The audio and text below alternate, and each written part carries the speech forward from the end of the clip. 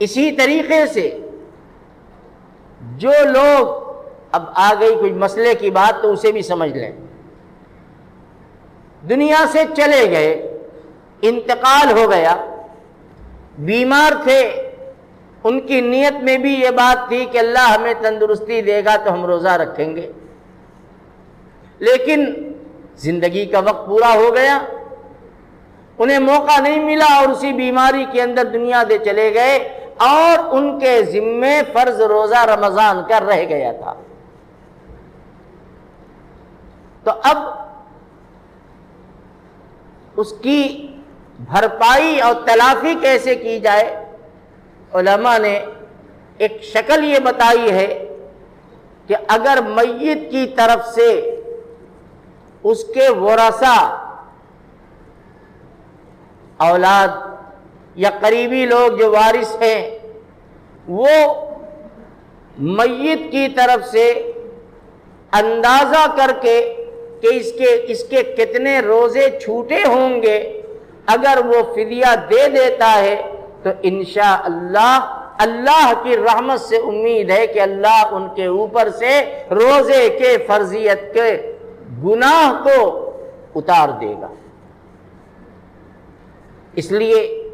ہمیں اس کا اہتمام کرنا چاہیے۔ بہت سے لوگ کرتے ہیں، باقاعدہ پوچھتے ہیں مسئلہ آ کر کہ ہمارے فلانے کا انتقال ہو گیا، اتنی نمازیں نہیں پڑھ سکے، اتنا روزہ نہیں رکھ سکے، کیا ہو؟ تو اس کا مسئلہ میں نے سب کو بتا دیا کہ یہ مسئلہ ہے، ایک فطرے کے برابر ہر روزے کے بدلے، اور نماز کے بدلے ہر نماز کا بھی یہی فدیہ ہے کہ ایک فطرہ، ایک دن کی 6 نمازوں کا حساب لگایا جائے گا وطر کو شامل کر کے، تو جتنی نمازیں ہیں اس کا فدیہ بھی یہی ہے، ایک فطرہ، تو ایک دن کا 6 فطرہ اور روزے کا 1 فطرہ۔ یہ اسلام نے ہمیں اجازت دی ہے، گنجائش دی ہے کہ ہم اپنے مرحومین کے ذمے سے بھی اس بوجھ کو ادا کرنا چاہیں تو ادا کر سکتے ہیں، لیکن اسی کے ساتھ ایک بات اور ذہن میں رکھیے، علماء نے ایک بات لکھی ہے جس کی طرف ہماری توجہ نہیں ہوتی، شاید میں نے کبھی بیان کیا ہو، مجھے یاد بھی نہیں، بات آ گئی تو اسے بھی سن لو۔ ہر آدمی کو اپنی زندگی میں اپنے بال بچوں کو وصیت کر دینا چاہیے کہ دیکھو میں بیمار ہوں یا میری عمر اتنی ہو گئی، اب پتہ نہیں کتنی باقی ہے، لہٰذا اگر میں اپنی زندگی میں اپنے اس عمل کی بھرپائی نہ کر سکا تو میرے اوپر اتنا اتنا ہے، آپ میرے مال سے اسے ادا کر دینا، جس کو وصیت کہتے ہیں، کہہ کے جانا چاہیے۔ جب آپ وصیت کر دیں گے تو اب وارث کی ذمہ داری ہے کہ ماں باپ کے وراثت اور ان کی جائیداد کی تقسیم سے پہلے اس رقم کو الگ کر دیں جو باپ نے وصیت کی ہے اپنے لیے، پھر اس کے بعد تقسیم کریں۔ یہ نہ ہو کہ پہلے تقسیم کر لیا، اب یہ ہوا کہ باپ کے ذمے اتنا قرض بھی تھا اور اتنا فدیہ بھی تھا اور یہ بھی تھا، اب ایک بھائی دوسرے کی طرف تاک رہا ہے کہ تم دو، وہ کہہ رہا ہے کہ تم دو، وہ کہہ رہا ہے کہ تم دو، یہ بھی صحیح نہیں۔ وصیت کر جانا چاہیے۔ رسول اکرم صلی اللہ علیہ وسلم نے ایک حدیث میں عجیب بات بیان فرمائی، اب تو یہی موضوع آ گیا،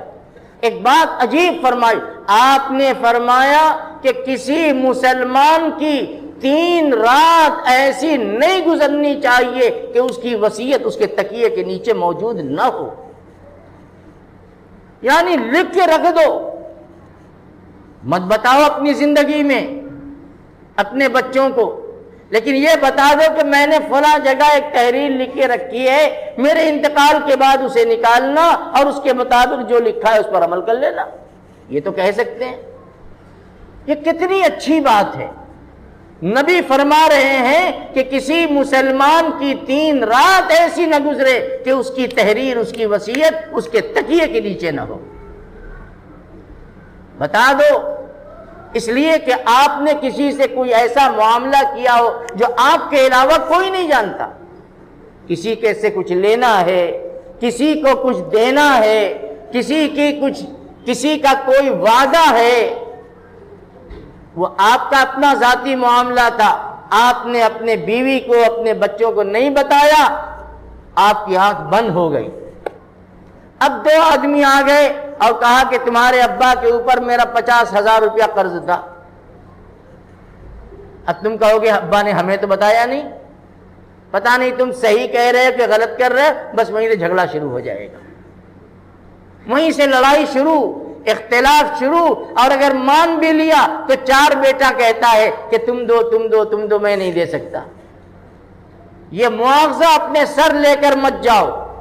اللہ کے نبی نے یہی فرما دیا کہ تم اپنی وصیت، اپنے معاملات جو تمہارے علاوہ کوئی نہیں جانتا تم نے کسی سے کر رکھے ہیں، وعدہ ہو، قرض ہو، امانت ہو، کوئی بھی چیز ہو، کہ تم اس کو لکھ کے جاؤ. اب بتا دو کہ میں نے لکھ دیا ہے، اگر خدا نخواستہ میری آنکھ اچانک بند ہو گئی، آپس میں جھگڑا مت کرنا، اسے نکال کے دیکھ لینا. یہ اسلام کی کتنی اچھی تعلیم.